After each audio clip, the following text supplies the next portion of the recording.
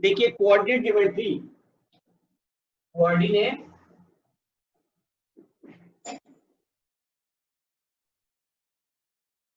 Coordinate geometry, इसके बाद calculus आप लोग को मिलेगा, कैलकुलस, या इसके बाद एक केमिस्ट्री जैसे हुआ। इन तीनों का स्टार्टिंग लेटर सी है। तो जो जो टर्म, चाहे कोऑर्डिनेट ज्योमेट्री हो, कैलकुलस हो और केमिस्ट्री हो, तीनों में काफी सिमिलरिटी है। तो इसमें जो है इसी से हमारा कंटिन्यूटी हुआ है, इसी से कंटिन्यूटी भी हम लोग सी से ही कंटिन्यूटी भी स्टार्ट होता है, उसका इनिशियल लेटर सी है। तो ये तीनों टॉपिक में कोऑर्डिनेट ज्योमेट्री, कैलकुलस और केमिस्ट्री, इसमें जो है कंटिन्यूटी होना बहुत ही जरूरी है।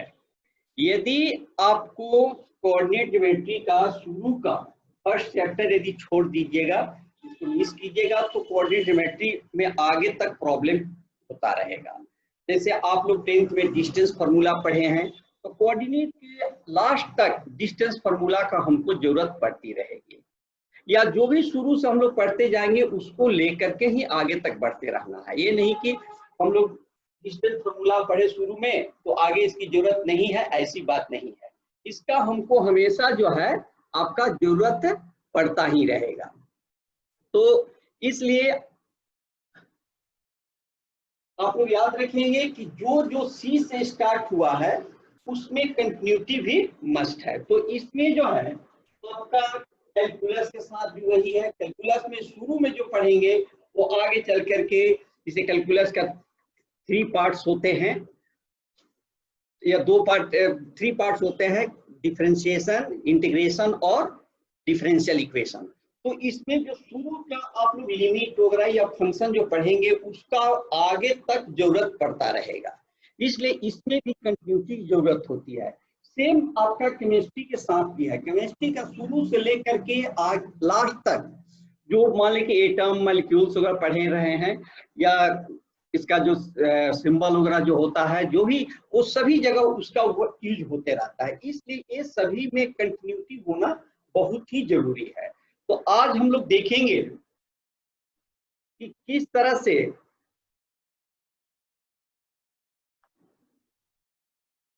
अंकुश, एक मिनट, देखेंगे कि कोऑर्डिनेट ज्योमेट्री क्या है। तो कोऑर्डिनेट ज्योमेट्री जो है, देखो देखो ठीक तो नहीं आ रहा,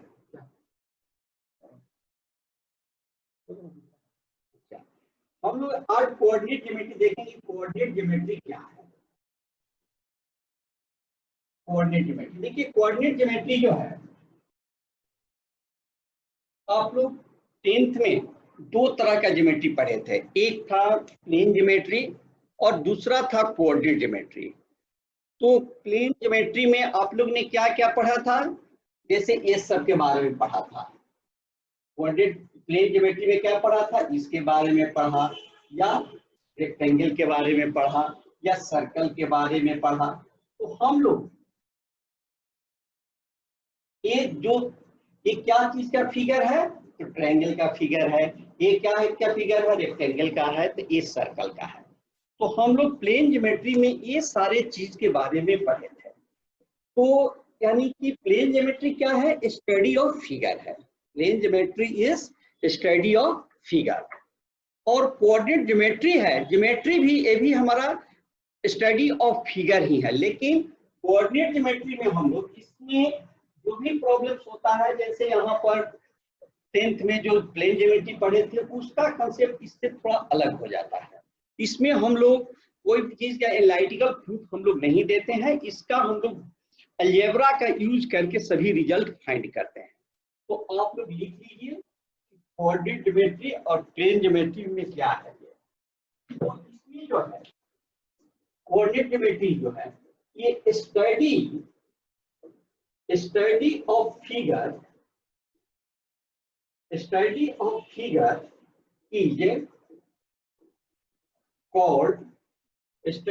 figure is called plane geometry. Study of figure is called plane geometry, and study of figure through algebra is called coordinate geometry. इसको हम लोग क्या कहते हैं? कोऑर्डिनेट ज्योमेट्री कहते हैं। Study of figure through algebra is called coordinate geometry. यानी कि दोनों हमारा ये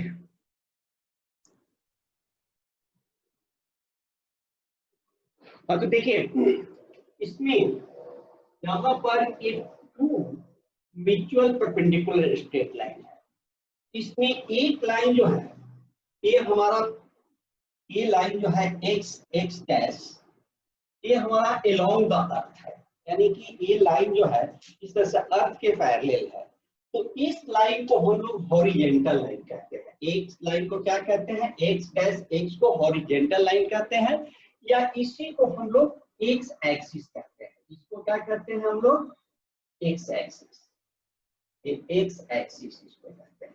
हॉरिजेंटल लाइन को क्या कहते हैं? x axis. और एक लाइन जो है इस तरह से हमारे अर्थ पर परपेंडिकुलर है, यानी कि इसको कहते हैं वर्टिकल लाइन या वर्टिकल लाइन, या इसी को हम लोग y एक्सिस कहते हैं। इसको क्या कहते हैं? y axis. और y डैश, ये y डैश को y एक्सिस और x डैश को x एक्सिस कहते हैं। और जहां पर दोनों मीट करता है, यानी कि meeting point of x axis and y axis is called origin, denoted by capital O. Origin is denoted by capital O. Origin means होता है कि ये दोनों ही एक्सिस का ये हमारा इनिशियल पॉइंट है। यहीं से हम लोग सभी डिस्टेंस को मेजर करते हैं। यहाँ पर जैसे 1 है, यहाँ पर 2 है, यहाँ पर 3 है। उसी तरह से इधर क्या होगा? -1, -2, -3 हो गया। इधर हमारा 1, 2, 3 हो गया। तो इधर यदि हम लोग पॉजिटिव लेते हैं तो इधर हमारा नेगेटिव हो जाएगा, -2, -3। तो इस तरह से हमारा ये x एक्सिस ये y एक्सिस हो गया। और ये दोनों का मीटिंग पॉइंट को ऑरिजिन कहते हैं, यानी कि स्टार्टिंग पॉइंट है। और देखिए x एक्सिस पर कोई भी पॉइंट मिलता है उसको हम लोग कहते हैं abscissa. Abscissa means point on x axis. और y एक्सिस पर कोई पॉइंट होता है इसको कहते हैं ऑर्डिनेट। इसको क्या कहते हैं? ऑर्डिनेट। पॉइंट ऑर्डिनेट क्या है? Point on y axis and abscissa is point on x axis. यदि दोनों को हम लोग एक साथ लिखते हैं, एब्सिसा एंड ऑर्डिनेट, ये दोनों को जब एक साथ लिखते हैं तब इसको कहते हैं हम लोग कोऑर्डिनेट्स। इसको क्या कहते हैं?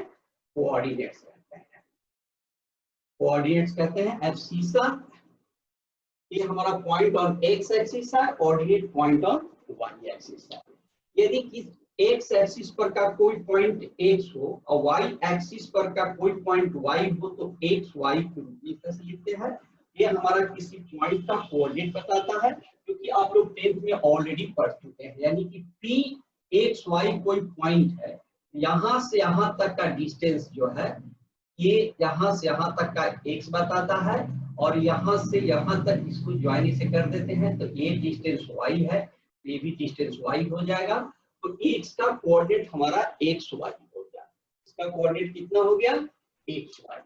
तो इसमें हम लोग x क्या बताता है? Point on x axis, and y जो है पॉइंट ऑन y एक्सिस बताता है। इसमें जो है यदि xy not equal to y xy not equal to y यानी कि ये नहीं कि हम लोग y कोऑर्डिनेट का जो पहले लिख दे और x कोऑर्डिनेट को बाद में लिखे, तो ये हमारा बिल्कुल ही गलत हो जाएगा।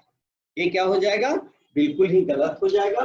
और इसमें है कि if xy equal to a भी हो, implied x equal to a and y equal to x equal to a and y equal to b होता है। If x y equal to a भी हो तो x इक्वल टू क्या हो जाएगा? a and y equal to b हो जाएगा।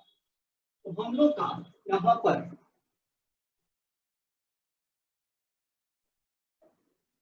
इसको पहले भी आप लोग हमें से डिस्कस कर चुके हैं। तो इसको हम लोग ये इसको फर्स्ट कोऑर्डिनेट कहते हैं। फर्स्ट कोऑर्डिनेट इसमें दोनों ही एक्स वाई क्या होते हैं, दोनों प्लस होते हैं। इसको कहते हैं second quadrant, first quadrant, not sorry, first quadrant हो गया। इसको हम लोग कहते हैं सेकेंड क्वाड्रेंट। तो सेकेंड क्वाड्रेंट में जो है एक्स वाई जो है हमारा ए निगेटिव होता है, ए पॉजिटिव होता है। थर्ड क्वाड्रेंट में एक्स वाई इक्वल टू क्या होगा, माइनस माइनस, यानी कि एक्स कोऑर्डिनेट और वाई कोऑर्डिनेट दोनों निगेटिव होता है। और फोर्थ क्वाड्रेंट में एक्स वाई इक्वल टू क्या हो जाएगा, प्लस और माइनस होता है। यदि किसी पॉइंट का coordinate 3 - 2 means this point lies in fourth quadrant. यदि किसी पॉइंट का कोऑर्डिनेट -3 - 2 होगा means this point lies on third quadrant. यदि किसी का कोऑर्डिनेट -3 2 होगा तो ये हमारा सेकेंड क्वाड्रेंट में हो जाएगा, कि दोनों पॉजिटिव हो जाएगा, तो ये हमारा फर्स्ट क्वाड्रेंट में हो जाएगा। तो इसको देख करके हम लोग पॉइंट को बहुत आसानी से पता लगा लेते हैं कि किस क्वाड्रेंट में है। लेकिन यदि किसी पॉइंट का कोऑर्डिनेट 2 0 हो तो 2 0 क्वाड्रेंट को हमारा एक्स एक्सिस और वाई एक्सिस क्वाड्रेंट को डिवाइड करता है। यहाँ पर 2 0 है means this point lies on x axis. जब एक्स एक्सिस पर लाई करता है तो ये हमारा पॉइंट किसी भी क्वाड्रेंट में नहीं है, न ये हम पॉइंट जो है न फर्स्ट क्वाड्रेंट में है ना फोर्थ क्वाड्रेंट में है। उसी तरह से यदि किसी पॉइंट का कोऑर्डिनेट 0 - 2 हो, ये भी हमारा किसी भी क्वाड्रेंट पर नहीं है क्योंकि पॉइंट ऑन वाई एक्सिस है। तो इस तरह से हमारा first quadrant, second quadrant, third quadrant, fourth quadrant हम लोग 4 पार्ट में डिवाइड किया गया है। कहाँ पर कौन सा पॉइंट है इसको देख करके हम लोग पता लगा लेते हैं कि किस क्वाड्रेंट में है। तो इस तरह से हमारा यहाँ पर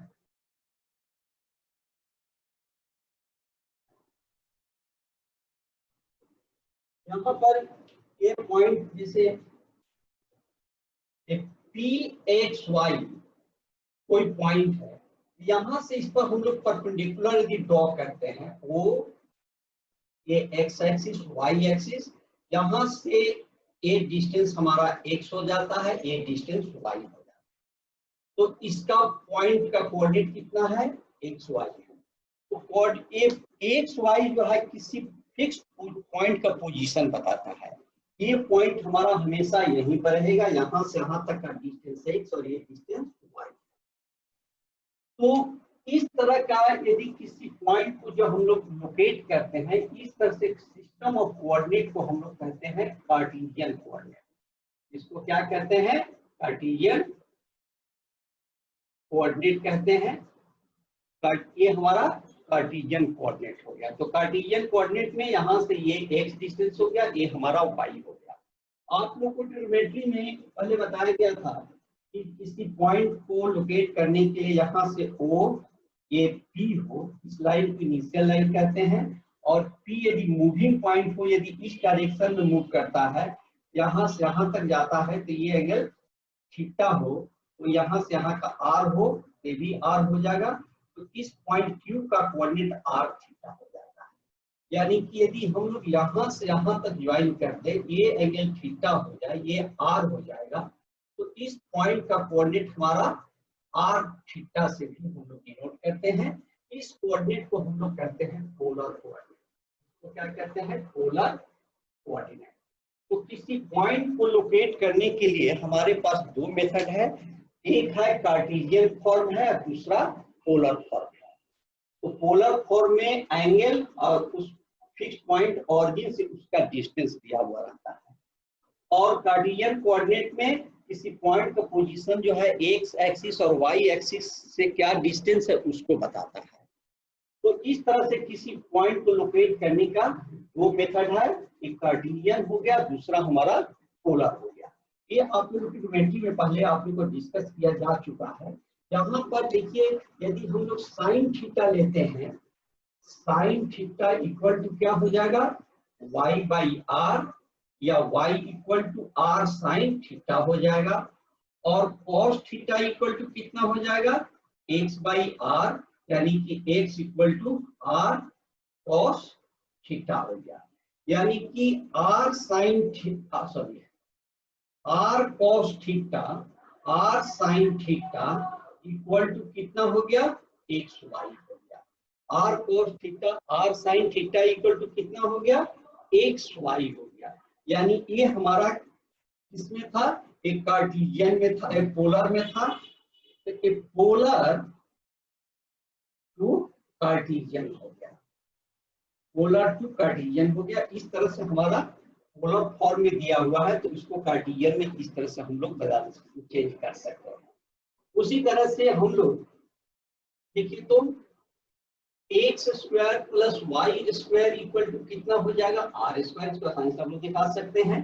तो आर इक्वल टू कितना हो जाएगा, x square plus y square, और वाई बाई एक्स कितना हो जाएगा, r sine theta by r cos theta, यानी कि tan थीटा हो गया। तो tan थीटा इक्वल टू कितना हो गया, y by x, and theta equal to क्या हो जाएगा, tan inverse y upon x हो गया। थीटा इक्वल टू कितना हो गया, tan inverse y by x हो गया। तो उस केस में हमारा root under x square plus y square, यहाँ पर tan inverse y by x equal to कितना हो गया, r थीटा हो गया। तो ये हमारा कार्टेशियन पोलर हो गया। इसके बारे में आप लोग को पहले भी डिस्कस किया जा चुका है, इसमें हम आगे बढ़ जाते हैं। तो इस तरह से हमारा कार्टेशियन पोलर हो गया। इसमें जो है, इसे मान लीजिए कि r equal to a cos, इसे यहाँ पर r थीटा इक्वल टू हमारा 4 and पाई बाई 3 है। तो इसको हम लोग यदि कार्टेशियन में कन्वर्ट करना होगा तो एक्स वाई इक्वल टू कितना बताए थे, r cos theta r sine theta हो जाएगा। यहाँ पर आर की वैल्यू रख देंगे, थीटा की वैल्यू रख देंगे, तो इसका कितना हो जाएगा हमारा, ये 4 into cos pi by 3, 4 into sine pi by 3 हो गया। This equal to 4 into 1/2, 4 into √3 by 2, यानी कि 2 and 2√3 हो जाएगा। तो ये हमारा पोलर फॉर्म में था, ये पोलर फॉर्म में था, ये हम लोग कार्टेशियन इस तरह से कन्वर्ट कर दिया गया था। इसमें जो है आप लोग ये भी बताया गया था, जब कार्टेशियन को पोलर में या पोलर को कार्टेशियन में जब हम लोग चेंज करते हैं तो क्वाड्रेंट उसका कभी भी चेंज नहीं होता है। कार्टेशियन से पोलर या पोलर से कार्टेशियन में हम लोग जब कन्वर्ट करते हैं तो क्वाड्रेंट जो होता है हमेशा दोनों का सेम रहता है। अब जिससे मान लीजिए कि हम लोग का यहाँ पर देखिए फर्स्ट क्वाड्रेंट में है, ये यहाँ पर क्या है, ये पॉइंट ये फर्स्ट क्वाड्रेंट में है, फर्स्ट क्वाड्रेंट में है। तो यहाँ पर ये आपका फर्स्ट क्वाड्रेंट में रहेगा, तो ये root under x square plus y square tan inverse y by x equal to कितना हो जाता है। तो ये जो हमारा ये क्या था, ये कार्टेशियन टू पोलर, कार्टेशियन से पोलर फॉर्म में बदलना होगा। यदि एक्स वाई हमारा फर्स्ट क्वाड्रेंट में है, एक्स वाई फर्स्ट क्वाड्रेंट में है, तो आर हमेशा हमारा पॉजिटिव होता है, इसका एंगल हमारा केवल चेंज। तो जब फर्स्ट क्वाड्रेंट में रहेगा, फर्स्ट क्वाड्रेंट में रहेगा तो थीटा इक्वल टू हो जाएगा हमारा tan inverse y by x. हमारा r क्या है, ये डिस्टेंस है, हमेशा पॉजिटिव रहेगा, एंगल जो केवल चेंज होगा। तो फर्स्ट क्वाड्रेंट बनाने पर कितना हो जाता है, tan inverse y by x. यदि ये हमारा सेकेंड क्वाड्रेंट में है, यहाँ पर देख लीजिए,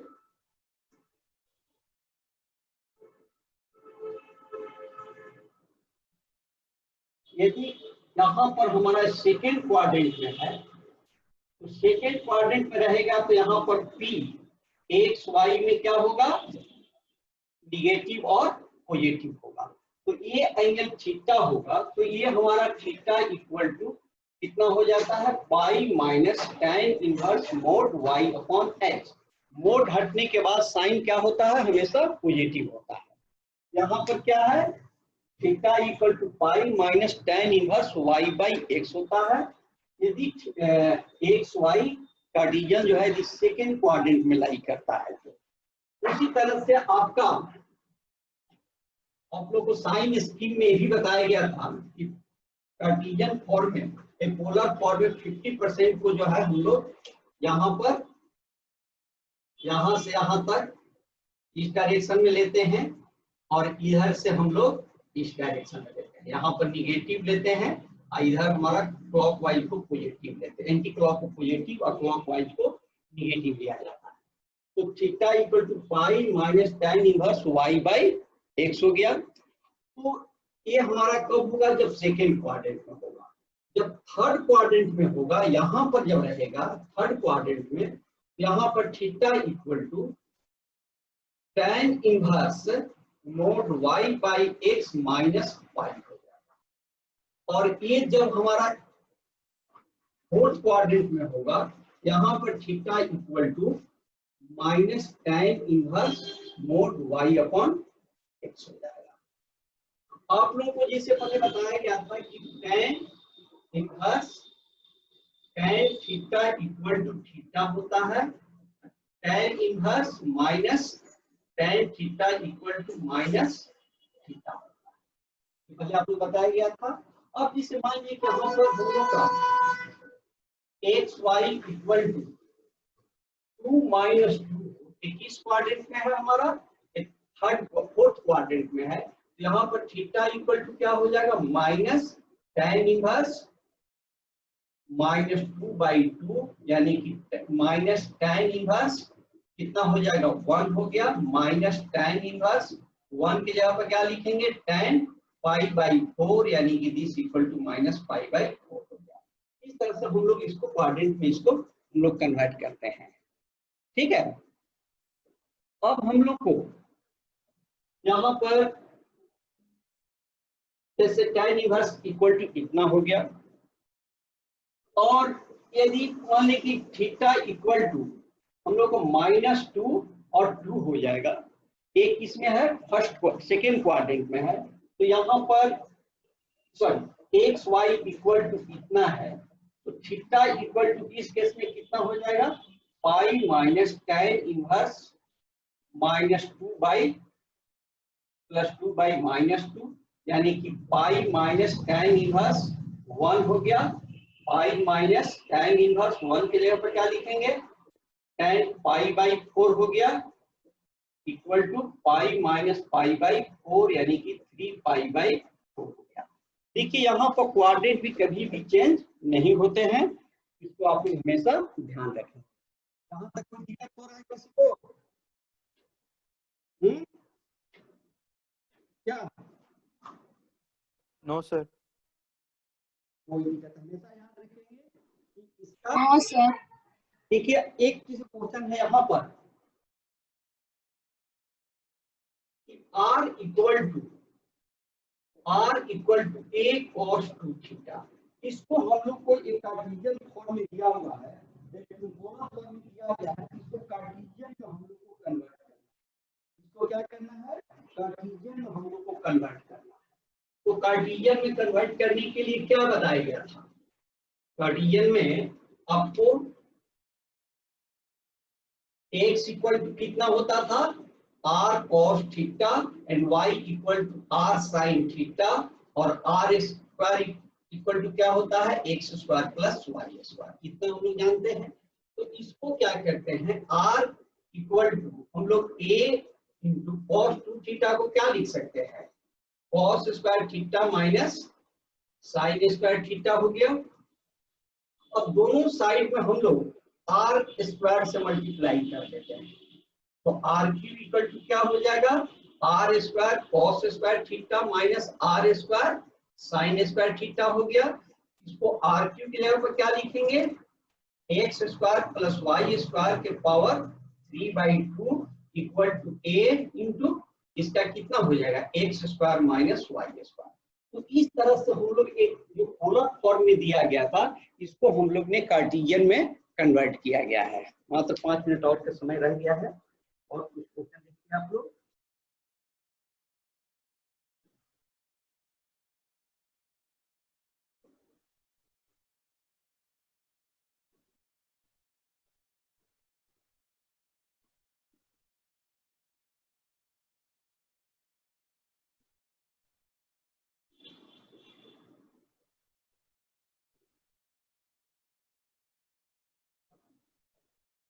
देखिए एक क्वेश्चन है आपका यहाँ पर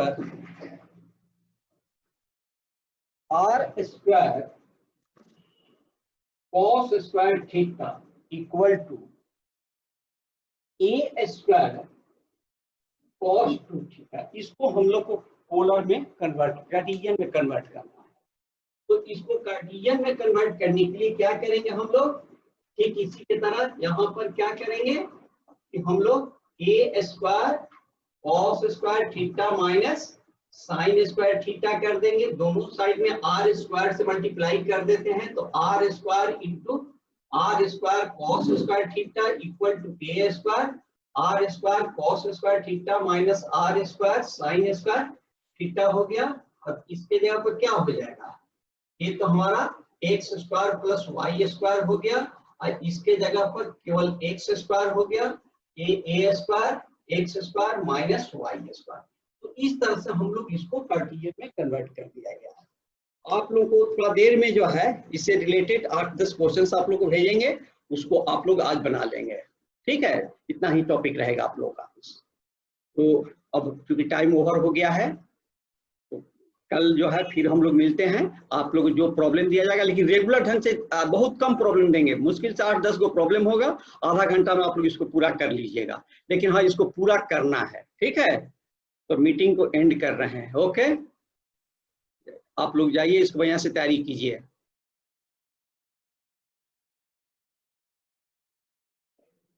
देखिए यहाँ पर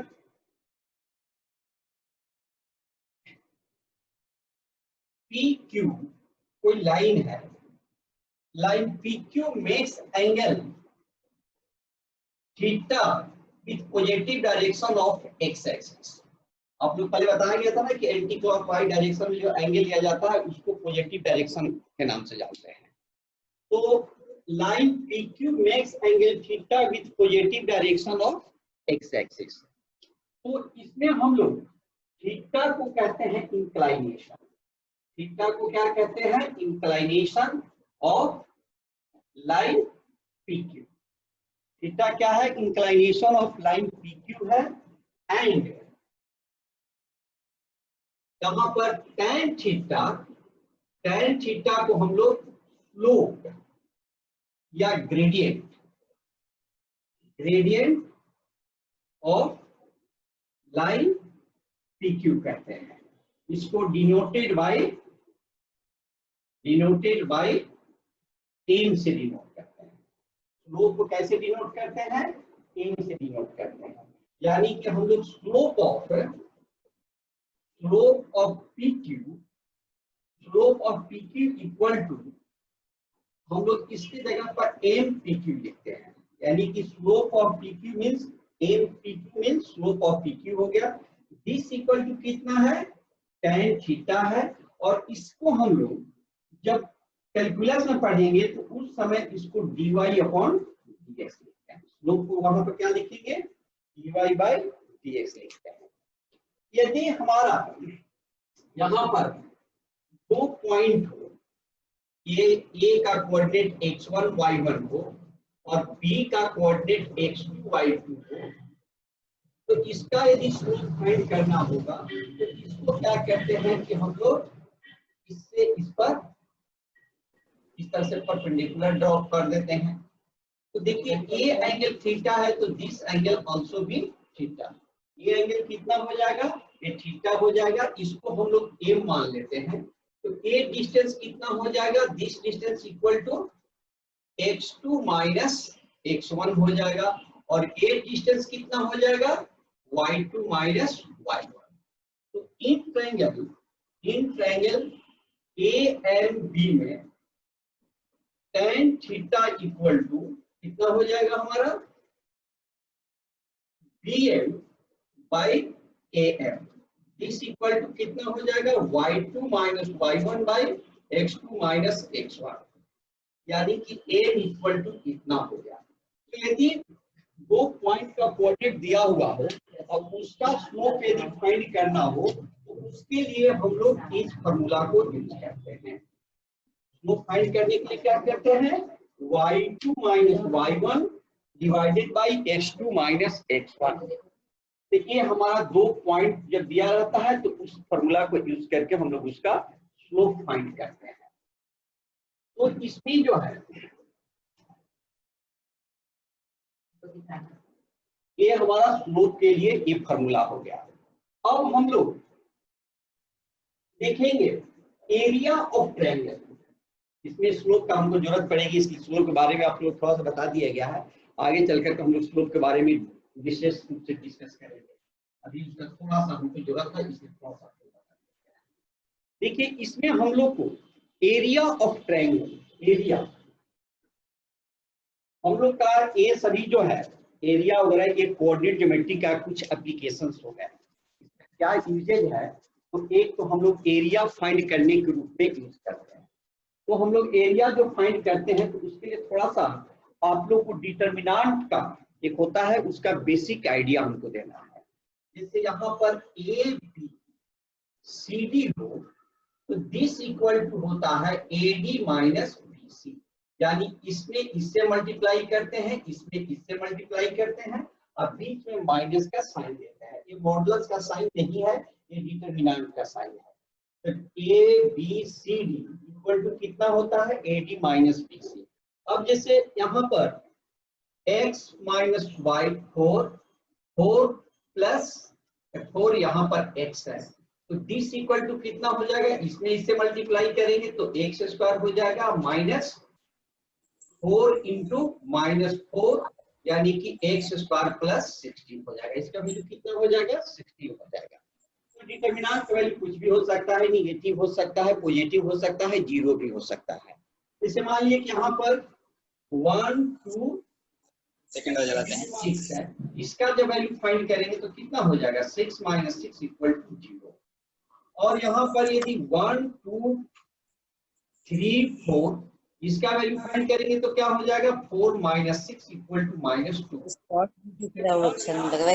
निगेटिव भी हो सकता है, पॉजिटिव भी हो सकता है, लाइट बल्ब हो ना, निगेटिव भी हो सकता है, पॉजिटिव भी हो सकता है और जीरो भी हो सकता है। पड़ता है का वैल्यू फाइंड करते हैं। क्या हुआ दिखता अच्छा है, ठीक तो दिख रहा है, ठीक है।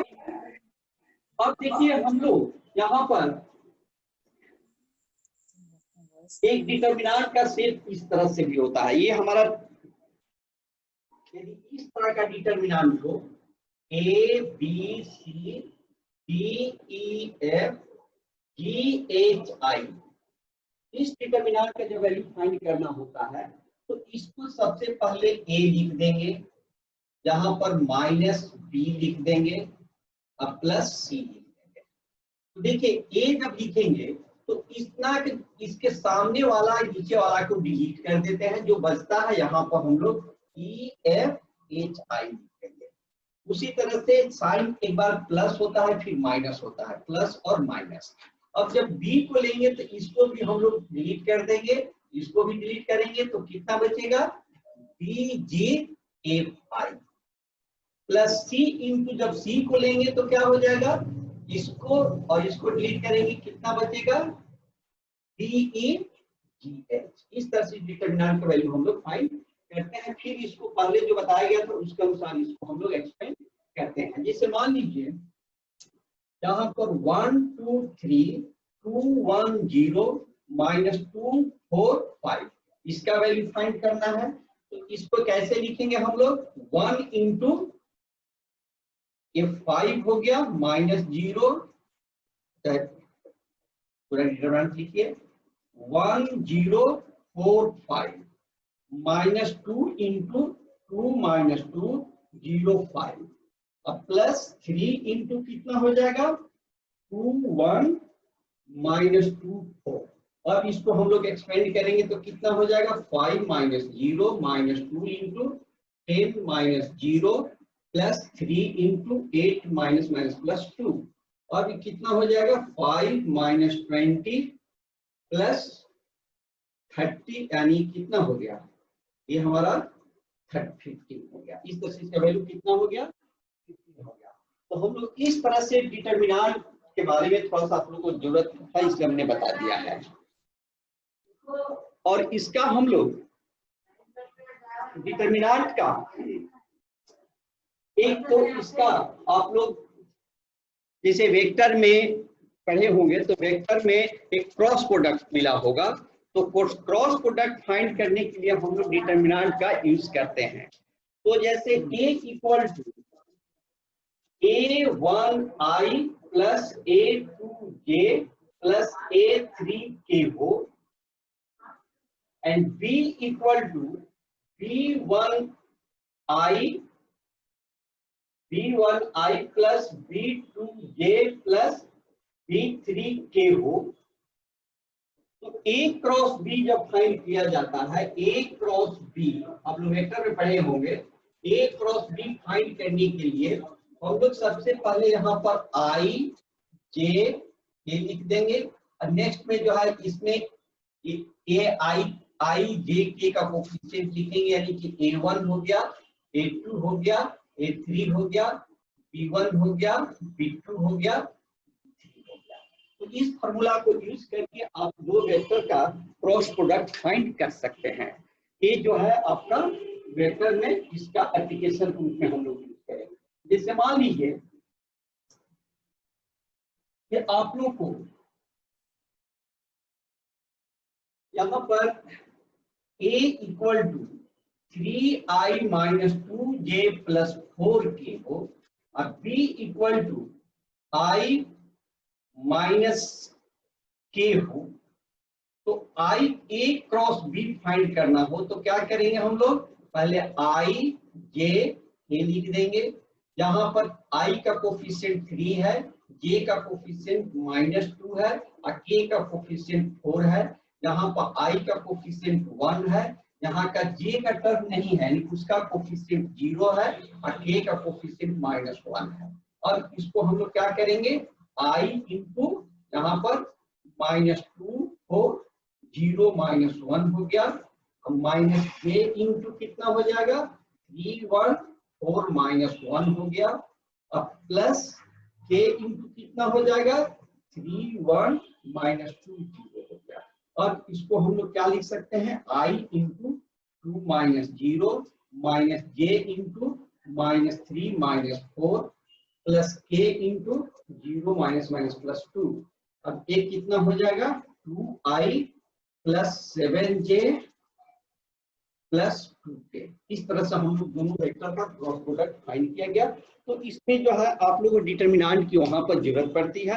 अब हम लोग देखेंगे इसी का यूज करके हम लोग एरिया, किसी ट्रायंगल का एरिया हम लोग फाइंड करते हैं। किसी ट्रायंगल का एरिया हम लोग कैसे फाइंड करते हैं इसको देखें।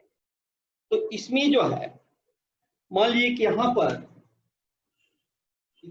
Area of triangle which vertices are given, area of triangle which vertices are given. यहाँ पर ए बी सी कोई ट्रायंगल है, इसका कोऑर्डिनेट x1 y1, बी का कोऑर्डिनेट x2 y2 है और सी का कोऑर्डिनेट x3 y3 है। इसका एरिया यदि फाइंड करना हो तो इसका एरिया फाइंड करने के लिए हम लोग डिटरमिनेंट का सिंबल हम लोग यूज करते हैं। तो इसका एरिया जो है area equal to area of triangle equal to हो जाएगा 1/2 x1 y1 1 x2 y2 1 x3 y3 1। ये हमारा किसी भी ट्रायंगल का एरिया के लिए एक फॉर्मूला हो गया। इसको जब आप एक्सपेंड करेंगे तो 1/2 इंटू x1 इंटू कितना हो जाएगा x1 इंटू ये हमारा y2 1 y3 1 माइनस y1 को लेंगे तो क्या हो जाएगा x2 1 x3 1 और प्लस 1 लेंगे तो कितना हो जाएगा x2 y2 x3 y3 इतना हो गया। अब हम लोग पहले की तरह ही इसको हम लोग एक्सपेंड कर देंगे तो रिजल्ट हमारा मिल जाएगा। और या इस हाँ ठीक है, इस तरह से भी हम लोग फॉर्मूला इसको निकाल सकते हैं, या एक और आसान तरीका होगा जो कि आप लोगों को वही याद रखिए, इसको छोड़ दिए हम लोग डिटरमिनेंट को जो है इधर जो एक्सपेंड किए थे उधर नहीं करके हम लोग इस साइड से एक्सपेंड कर देते हैं। तो कितना हो जाएगा 1/2, यहाँ पर x1 कितना हो जाएगा y2 1 y3 1 माइनस इसको हम लोग लेंगे x2, इसमें भी वही साइन x2 लेंगे तो इसमें भी क्या करेंगे इसके सामने वाला को और इसको हम लोग डिलीट कर देंगे तो कितना बचेगा y1 1 y3 1 प्लस x3 लेंगे तो कितना हो जाएगा यहाँ पर y1 1 y2 1 और इसको हम लोग एक्सपेंड करते हैं तो 1/2 इंटू कितना हो जाएगा x1 ये हमारा y2 minus y3 minus x2 y1 minus y3 plus x3 y1 minus y2। इसको थोड़ा सा इस तरह से लिखिए 1/2 x1 y2 minus y3 plus x2 करेंगे तो y3 माइनस y1 अब प्लस x3 लिखेंगे तो कितना हो जाएगा y1 माइनस y2। इसमें हम लोग ने क्या किया गया माइनस को प्लस कर दिया तो इसका साइन हम लोग को चेंज करना पड़ा। देखिए ये फॉर्मूला को याद रखना बहुत ही आसान है, जिससे कि आप सोचते हैं कि यही फॉर्मूला आप डायरेक्ट रिजल्ट लिखते होंगे, आप लोग उस समय यहाँ भी कर सकते हैं, लेकिन हम लोग इसको डिटरमिनेंट के रूप में भी यूज करते हैं। यहाँ पर जो है x1 है, x1 लिया गया है तो इसको छोड़ करके इसमें से इसको घटाया गया है x1 into y2 minus y3। जब x2 लिया गया है तो इसमें से इसको हम लोग घटाए y3 माइनस y1। जब x3 को लिया गया है तो इसमें से इसको हम लोग ने सब्ट्रैक्ट किया गया। इस तरह से इस ऑर्डर में रख करके आप इसका एरिया फाइंड कर सकते हैं। देखिए एरिया फाइंड करने का ये तो मान लीजिए कि हम लोग का एक ट्रायंगल था, लेकिन एन साइडेड पॉलीगन हो उसका यदि एरिया फाइंड करना हो, देखिए area of n sided polygon, area of n sided polygon, area of n sided polygon, ऐसे हम जबकि एन साइडेड पॉलीगन का वर्टिसेस का कोऑर्डिनेट दिया हुआ हो तो उसका एरिया कैसे फाइंड करेंगे। तो आप लोग हमेशा याद रखेंगे कि point must be taken in order, ठीक है, वो भी एंटी क्लॉकवाइज डायरेक्शन में। यहाँ पर हम लोग का मान लीजिए कि A1 है, A1 A2 A3 A4 और ये एन साइडेड पॉलीगन है तो एन वर्टिसेस हो जाएंगे। ये हमारा A2 मान लीजिए, इसको A3 ये A4 इतना ही रखिए और ये हमारा AM, तो इसका कोऑर्डिनेट कितना हो गया x1 y1, ये x2 y2, ये x3 y3, ये x4 y4 और यहाँ पर xn yn। ये हमारा एन साइडेड पॉलीगन का वर्टिसेस का कोऑर्डिनेट दिया हुआ है। तो इसका एरिया फाइंड करने के लिए जैसे आप लोग इसको ज्वाइन करते थे, एक ट्रायंगल इसका होता है, इसको ज्वाइन करते तो एक ट्रायंगल होता है, इतने सारे ट्रायंगल फाइंड करके तब जाकर तो हम लोग का टोटल का एरिया निकालना होता है। लेकिन हम लोग एक बहुत ही शॉर्टकट मेथड है कि एरिया ऑफ एन साइडेड के लिए, एन साइडेड में आपका ट्रायंगल भी आ जाएगा, क्वाड्रेटल भी आ जाएगा, पेंटागन, हेक्सागन सभी आ जाएंगे, जो भी पॉलीगन है सबके लिए एक जनरलाइज फॉर्मूला है, इतना इक्वल टू होता है x1 y1 x2 y2 x3 y3 up to xn-1 yn-1, यहाँ पर xn yn, यहाँ पर ये x N Y N x1 y1। इसमें जो है हम लोग देखिए कैसे फॉर्मूला कैसे याद करेंगे। यहाँ से x1 y1 x2 y2 x3 y3 x4 y4 xn yn, अब फिर हम लोग x1 y1 की जगह पर आ गए।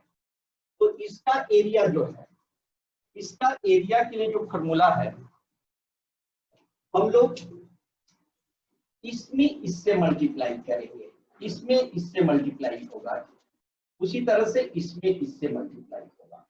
तो दिस इक्वल टू कितना हो जाएगा 1/2 इंटू यहां पर x1 y2 plus x2 y3 plus x3 y4 plus 1 dot, यहां पर क्या हो जाएगा xn y1, xn y1। यहाँ पर माइनस का साइन दे करके अब हम लोग क्या करते हैं कि इसके नीचे से ऊपर की तरफ ले जाते हैं, ऊपर से नीचे से ऊपर की तरफ। पहले था नीचे से ऊपर की तरफ था, तो माइनस देकर कितना हो जाएगा x1 yn plus dot x3 y2 plus x2 y1। ये हमारा इसका एरिया के लिए फॉर्मूला हो गया, जो कि बहुत ही आसान है, ऐसा कुछ नहीं है, बहुत आसानी से इसको याद कर सकते हैं आप। लेकिन ये जो फॉर्मूला जो है आपको point must be taken in order. तो ये मान लें कि आपको क्वाड्रेटल का निकालना हो तो आप इस फॉर्मूला को यूज करके निकाल सकते हैं। जिस मान लें कि कोई क्वाड्रेटल है, इसका कोऑर्डिनेट -2 0 है, इसका 3 1 है, इसका 4 5 है और इसका मान लें कि 0 0 है। इसका हम लोग का एरिया फाइंड करना है, तो क्या करेंगे यहाँ पर 1/2 किसी भी पॉइंट के यहां से लेना शुरू कीजिए, -2 0 -2 0 3 1 4 5 0 0 और ये हमारा -2 0, जहां चले फिर वहीं पहुंच जाएंगे। तो दिस इक्वल टू कितना हो जाएगा -2 प्लस 15, ये सभी 0 हो जाएगा। अब माइनस कितना हो जाएगा, फिर हम लोग नीचे से ऊपर करेंगे तो ये भी 0 प्लस 0 प्लस 4 और ये भी 0 हो गया। तो कितना हो गया 1/2, ये हमारा 13 हो गया, -4 यानी कि 9/2 यूनिट हो गया।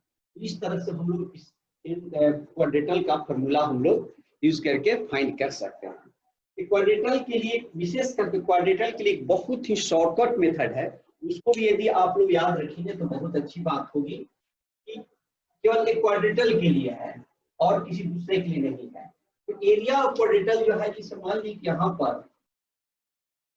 a x1 y1 b x2 y2 c x3 y3 और d x4 y4, ये हमारा a b c किसी क्वाड्रेटल का वर्टिसेस का कोऑर्डिनेट दिया हुआ है। तो एरिया फाइंड करने के लिए बहुत ही शॉर्टकट मेथड है, वो मेथड है कि यहाँ पर 1/2 इंटू x1 माइनस x3, देखिए इसमें से इसको माइनस किया गया है, y1 माइनस y3 और नीचे इसमें से x2 माइनस x4 और y2 माइनस y4। पहले की तरह डिटरमिनेंट का जो फॉर्मूला यूज किया गया था उसको यूज करके हम लोग निकाल सकते हैं। जैसे इसी क्वेश्चन को देख लीजिए, ऐसे इस फॉर्मूला को यूज करके हम लोग बनाएंगे। देखिए एरिया यदि मान लीजिए कहीं निगेटिव भी आ जाता है तो आप उसको हमेशा पॉजिटिव कर देंगे। तो कितना हो गया देखिए, तो -2 -4 यानी कि -6 हो गया और 0 -5 यानी कि -5 हो गया और इसमें से घटाएंगे तो कितना हो जाएगा 3 हो जाएगा, ये घटाने पर 1 हो जाएगा। कितना हो गया 1/2, कितना हो गया हमारा -6, ये प्लस 15 हो गया यानी कि 9/2 हो गया। तो इस मेथड से भी हम लोग एरिया को फाइंड कर सकते हैं। अब आप लोग का टाइम जो है कितना बच गया है, टाइम भी आप लोग का ओवर होने वाला है। तो ये हमारा एरिया के लिए कितना आप लोग को फॉर्मूला बताया गया। अब इसमें जो है आपका देखिए कब तक ऑन रहता है, इसमें आपका है कि यदि 3 पॉइंट्स कोलिनियर यानी कि 3 पॉइंट्स जो है ए बी सी कोलिनियर हो, तो और कोलिनियर के लिए एक कंडीशन हो कि a b plus minus b c equal to क्या होना चाहिए, ए सी। तो तीनों पॉइंट हमारा कोलिनियर हो गया। यहाँ पर हम लोग ए बी बी सी और ए सी को फाइंड करने के लिए डिस्टेंस फॉर्मूला को अप्लाई कर, तो ये हमारा डिस्टेंस फॉर्मूला यहाँ पर यूज करेंगे। क्या करेंगे, डिस्टेंस फॉर्मूला यूज करेंगे। और डिस्टेंस फॉर्मूला को यूज करके हम लोग 3 पॉइंट कोलिनियर है तो इसको हम लोग इससे दिखाते हैं। ये तो हमारा पहला हो गया। या दूसरा हो जाएगा कि area equal to 0, area equal to 0 यानी कि x1 y1 1, x2 y2 1, x3 y3 1 equal to 0 हो जाएगा। ये एरिया फॉर्म हो गया। यदि एरिया आपका 0 आ जाएगा तो given point will be collinear. इसके बाद जो है थर्ड में है कि स्लोप फॉर्म, यानी कि y2 y1 minus y2 by x2 x1 minus x2 equal to y2 minus y3 by x2 minus x3। ये दोनों ही पॉइंट लिख चलिएगा। यदि ये दोनों बराबर हो जाएगा तो ये गिवन पॉइंट जो होते हैं कोलिनियर हो जाते हैं। तो कोलिनियर के लिए हमारा 3 मेथड है। एक तो है कि हम लोग डिस्टेंस फॉर्मूला यूज करके अप्लाई फाइंड करते हैं, दिखाते हैं, तो एक बहुत ही लेंथी प्रोसेस होता है। एरिया यदि 0 करेंगे तो ये थोड़ा उससे इजी है। और सबसे इजी मेथड प्रोसेस आपका ये है, उसका स्लोप फॉर्म निकालेंगे, स्लोप निकालेंगे, उसको बहुत ही आसानी से उसका एरिया को हम लोग फाइंड कर सकते हैं। तो इस तरह का क्वालिटी दिखाने के लिए ये हमारा 3 कंडीशंस हो गए। आप लोग को जो असाइनमेंट भेजा गया है उसमें इससे रिलेटेड कुछ प्रॉब्लम्स होंगे, उसको जरूर आप लोग बनाएंगे। ठीक है, तो आज हम लोग एरिया का, अब जैसे यहाँ पर है कि prove that this points are collinear, हम लोग का 3 पॉइंट दिया हुआ है, दिखाना है कि कोलिनियर है। तो पॉइंट क्या क्या दिया हुआ है, 1 5 2 4 और 3 3, ये दिखाना है कि दिस पॉइंट्स आर कोलिनियर। तो इसको जो है आप सबसे है कि स्लोप फॉर्म से बहुत आसानी से इसको दिखा सकते हैं कि कोलिनियर है। तो कितना हो जाएगा, यहाँ पर 5 minus 4 by 1 minus 2 equal to कितना हो जाएगा, ये 1 माइनस 1 हो जाता है। अब फिर इसको अप्लाई कीजिए तो 4 minus 3 by 2 minus 3 equal to क्या हो जाएगा, ये भी माइनस 1 आ गया, यानी ये दोनों हमारा इक्वल हो गया। So given points are collinear. इस तरह से हम लोग कोलिनियर दिखा शो कर सकते हैं कि whether given points are collinear और नॉट। यदि ये दोनों स्लोप दोनों का अलग अलग आ जाएगा तो मींस एक गिवन पॉइंट जो है कोलिनियर नहीं है। तो इस तरह से हम लोग यहाँ पर है कि A0 XY 0B are collinear to prove that x by a plus y by b equal to 1 collinear हो तो एक बहुत इंपॉर्टेंट सम है ये। तो हमको दिखाना है कि x by a plus y by b equal to कितना हो जाएगा, 1 हो जाएगा। तो इसका भी प्रूफ बहुत आसानी से आप कर सकते हैं। कितना लिख सकते हैं, 0 minus y by a minus x equal to यहाँ पर y minus b by x minus 0।